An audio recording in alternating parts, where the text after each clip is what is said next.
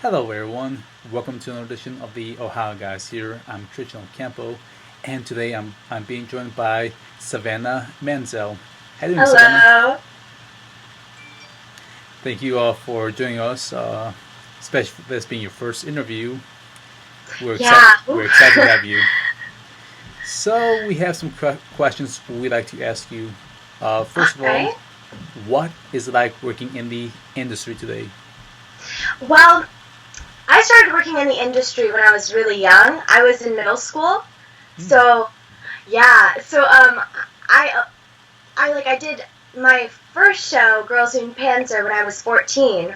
And so because eventually because of they changed the rules a little bit and they made it so I couldn't work until I was 18, so I quit. And I just recently turned 18 this year and got back into it.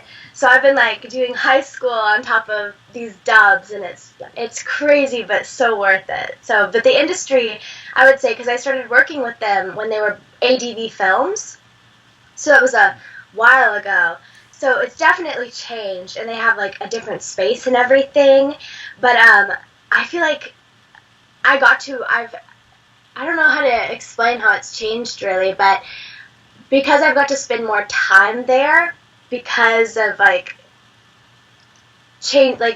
changing rules, and I've gotten to do more dubs with them, I've gotten to know the people a lot better, and so I'm obviously a lot closer um, to the people in the industry now than I was when I was like 14 in middle school. So yeah, I would say I don't know exactly how it's changed, but it's definitely um, different from when it was ADV Films. That doesn't answer the question much, but That's fine. yeah.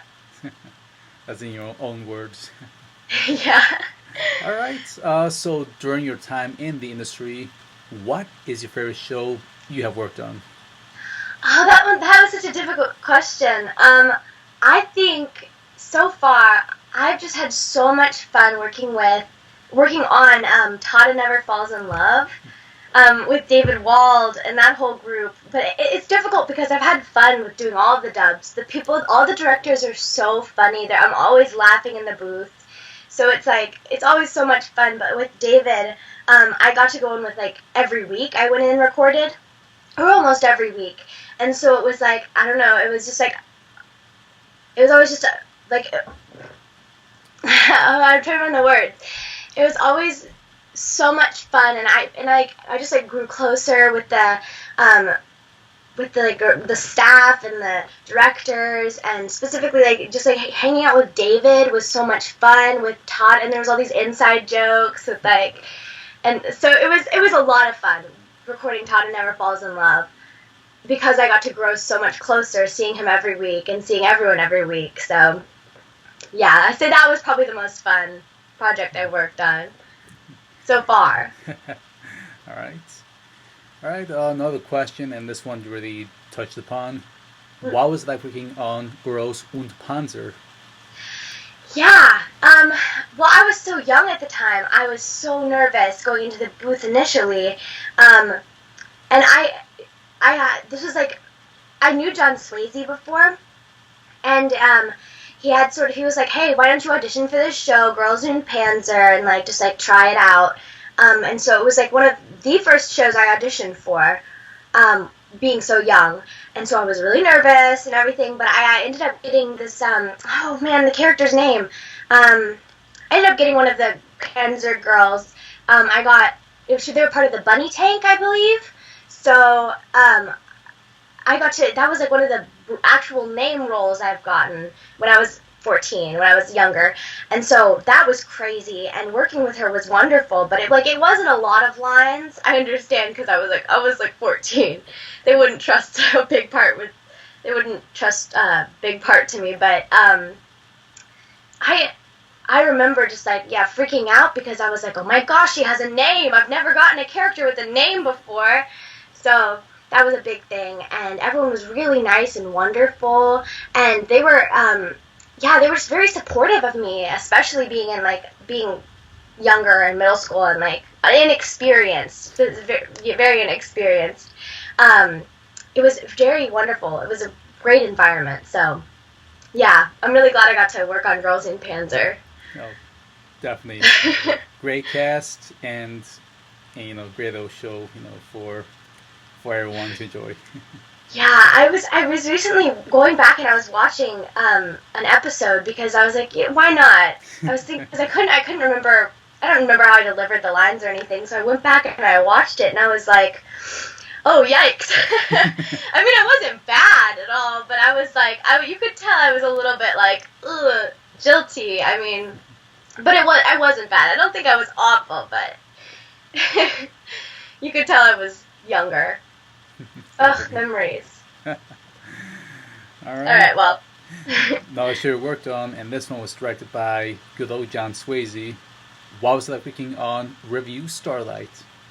Oh, okay, so this is one of the first shows I did when I got back. So I was like, I turned 18, and John was like, hey, come audition for this show for me. And I was like, okay. So I went in there, and I read for the main character, Karen. And so I did that. And it went all right. Of course, I was just like, I wasn't quite used to it at the time because I'm just jumping back into it. And so I read for her, and he was like, okay, great, wonderful. You'll hear back from us if in a few weeks or whatever. And during the time, I also did a few voices for Kyle in Hello Kitty, and so I did some of that. And then I think around that time, I also did Real Girl with Shannon, and so I was like, those were some of the first like things I did getting back into the dubbing, and so I was like also a little bit like shaky getting used to voicing again. But then I heard back from John, and he was like, you got Karuko from for Review Starlight, which is one of the smaller characters, but I mean she's still a great character. She's so spoiled, but so I was really excited. I was like, a named character, wow! So we jumped right into it, and because it was like a weekly dubcast kind of thing, we sort of found out who the characters were over time, which was also a little bit trippy because going into it, you're like, I don't know the character I'm playing really, and you kind of had to figure it out with each episode, and so yeah, so I dubbed for him, and working on Review Starlight was also a really trippy experience because, like, I eventually, like, at episode 6, you get your own. I got my specialized episode, but with, like, me and Futaba, which are, like, we kind of go together as, like, characters. And so we got that specialized episode, and I was like, oh, my God, an episode where I talk for a long time. And so I was really nervous for that. Especially because I was like sort of figuring out my character with every episode that came out. And so that was really nerve-wracking, but I got through it, and it was a lot of fun dubbing it, and I'm so glad I got to have that experience because I feel like working with John specifically, because I feel like, well, I've known him for a while, since I worked with him when I was younger, 14, and so I've known him for a long time. So it was a lot more comfortable, and I'm glad I got to sort of like dip my toes in the water before jumping in and like getting to know everyone. So I'm really glad I got to do that. But also because it was one of the first projects going back, you can also tell I'm like kind of struggling with the grasping character and like, I don't know. I feel like I'm slowly getting better at it with each project I do, but I'm really glad I got to work on that on Review Starlight. I also noticed that with cosplayers and big cosplay groups, no one ever cosplays Karuko and Futaba. It's like there's every other character, and then Karuko and Futaba aren't there. Ugh, it sucks, but maybe one day I'll see a group of Review Starlight cosplayers that don't forget us. Hopefully so. Oh well. All right. So yeah, that's all. It's a joy. It was a joy. Yeah, sorry, go ahead. Since you touch upon Real Girl, what was it like working on that show? Oh, that was, with Real Girl, that was one of the first times working with a director who wasn't, John Swayze. And so I was really nervous for that. Shannon Reed, who is such a sweet, sweet man, God bless him. So I got to play the younger sister of one of like the rival characters, I believe, and so that was a lot of fun, and I had to like scream for the part, and screaming in a booth is always fun, but like especially starting out, you're like, oh my god, how hard do I have to scream? Like, is it okay to scream? Will I break the mic? You're fine. It's the sound engineers know what they're doing. So that was a lot of fun playing a younger character. Yeah, if I could go back in time, I probably would have made her voice a little more higher pitched, looking back on it. But I think it turned out fine. Shannon's a great director, so that was a lot of fun working on Real Girl. All right. Another question, another high dive question to be exact. And again, you've already mentioned this one as well. What was it like working on Tada Never Falls in Love? Oh my gosh, that was just that show was so much fun, and because it was such it was sort of like it was a come in every week kind of thing. I got to know the cast members more, and like the people working, because like I would go into my session and I would be waiting, and of course other voice actors would be waiting to go into their session, and so you start talking with them, and they're a lot. So I would get to talk with a lot of cast members who were leaving their session while I was going into mine, which was like, and especially because it was over time, you got to meet more people. I got to talk to Mike. I can't say his last name. Haimoto. He plays the loud crazy guy. Yes. Kaoru. Yep. Kaoru, is it? Yes, it is. And so I talked to him a lot. Sweet man.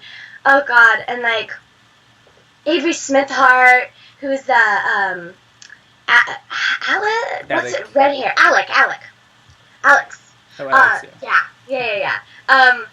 And oh God, she's so nice, and like I just got to know these people, and it sort of felt like a family in a weird way. I don't know. Well, not like a family, but like there was a connection there, and just wonderful people. And David Wald, who is so funny. He cracks me up. It's always a joy working with him, and I was always excited to go into the booth, and like it was a lot of fun. And when the big episode hit, which was I think episode 7, where I got my heart broken, and no spoilers, but it was a sad episode. We sort of like working with him on that was I don't know. It was really wonderful. It was a long dubbing day. We sort of like powered through that in 2 days. That episode and the previous episode. And so I don't know. It was so much fun being in that booth with him and just chilling and getting direction. I know I'm just saying a lot of the same things over and over, but yeah, that was a joy to work on that project. It was heavy. Waited for like many months. Thank you both, Senta and Hada, for that show. Props to them. Yeah, it was great. All right. Another question. This one was biggest announcement announced back in October. Another heavy hitter show with a heavy hitting cast. Curveball. I like to express. What was it like working on Land of the Illustrious? Oh, this one is crazy because I voiced Diamond, so I had 8 hours of dubbing to do, so I had to go in there and sort of like power through it in like 2 weeks. So it was just like a big chunk of time hanging out with like Kyle Jones and Ricardo, the sound engineer. He's so great at what he does, and so we were just like we had to power through that and like. It was so much fun dubbing it, especially all the screaming. Well, there's not too much screaming, but there's a bit of screaming. And that was just a lot of fun. I don't know how much I can say because it hasn't actually come out yet, but I also got to meet a few cast members, which was a lot of fun.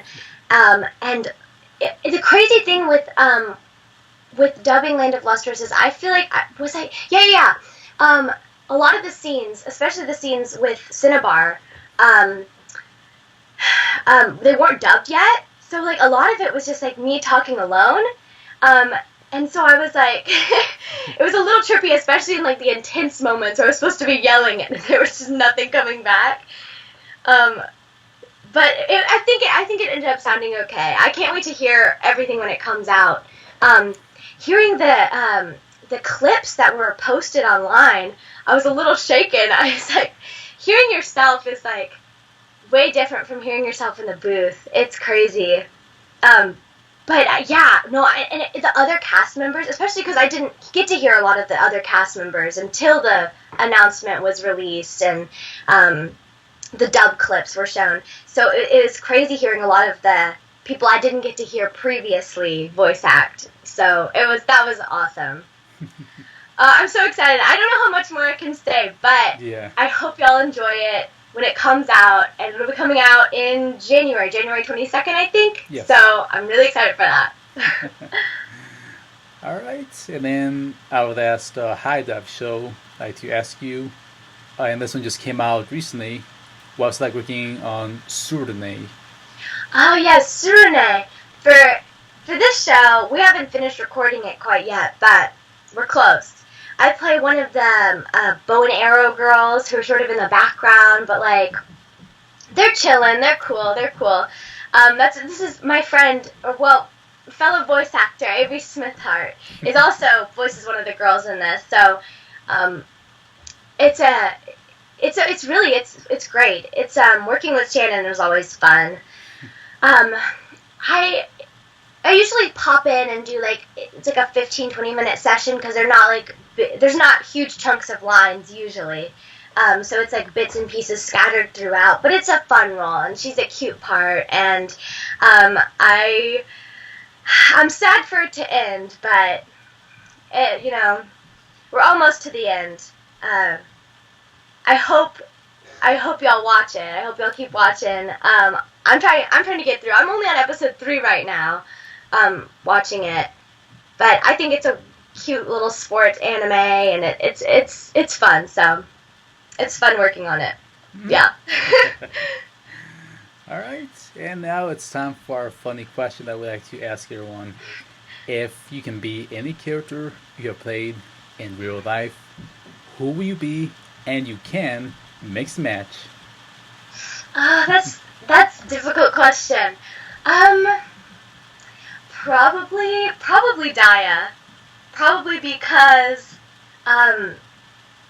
she just first of all, she's like an actual diamond, and that's just a new experience. With all of my other characters, they're humans, so it's boring. And also she's badass, and and one of the strongest jewels in the lustrous group. So probably Daya, yeah. Also, she's just such a sweetheart, isn't she? Oh. So it was so much fun playing her, and I would love to be her in real life. Yeah, I think so. All right. Another question. Is there anything else coming out that you can talk about, or anything that you want to plug in at this time? I'm trying to think. NDAs. Surune would be the thing I would plug, but we already talked about that because that's still coming out. I'm trying to think. Release the Spice. I play a smaller character in that. I play one of the school friends of the main character, but that's a fun show, and I would recommend it. The soundtrack is really fun. It feels like a 90s spy film. And it's fun. It seems like a fun show, so I'd recommend watching that. And I guess, yeah, for shows, that's what I have that I can say, I guess, yeah. Otherwise, we keep a lookout on anything coming out next year. So, yeah, just keep an eye out. So, yeah. I don't know. I can't talk about too much, because... That's fine. But... We will wait. All right. Yeah. Well. All right. Our last question. I'd like to ask you, any Facebook, Twitter, Instagram, any other social media for the fans to contact you? Well, I have a Twitter. I just recently got it. I'm still trying to figure it out. But I have a Twitter. I don't really use Instagram. But I have an old account, and then Facebook. So probably Facebook and Twitter are the two ways if you want to reach me or follow me or know what's going on with me. I'll keep y'all updated on projects that I'm involved in. All right. Well, thank you for your time for this interview. We, the Ohio Guys, appreciate your time doing this with us. This has been wonderful. I'm so glad I finally got to meet you. And we got glad to meet you too as well. So thank you, and thank you to our viewers for tuning in for this new edition of the Ohio Guys. Thank you all. See you next time. Bye, everyone.